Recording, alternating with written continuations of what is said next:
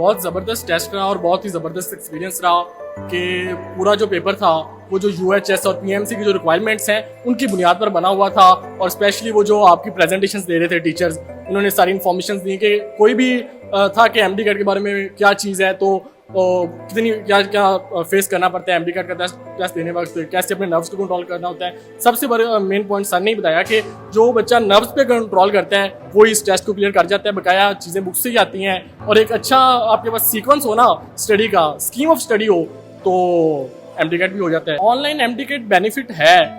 जो स्पेशली उन बच्चों के लिए जो ऐसे एरियाज में रहते हैं या जहाँ पर एकेडमीज नहीं है और फिजिकल एकेडमीज भी नहीं है, जहाँ पर स्कूल्स और कॉलेजेस लेवल तक की बड़ी मुश्किल से पढ़ाया जाता है और उनके पास ना ऐसे टीचर्स हैं इतने अच्छे। वैसी बात है, बैकवर्ड एरियाज बहुत ज़्यादा हैं, पंजाब में भी हैं, सिंध में भी हैं, केपीके तक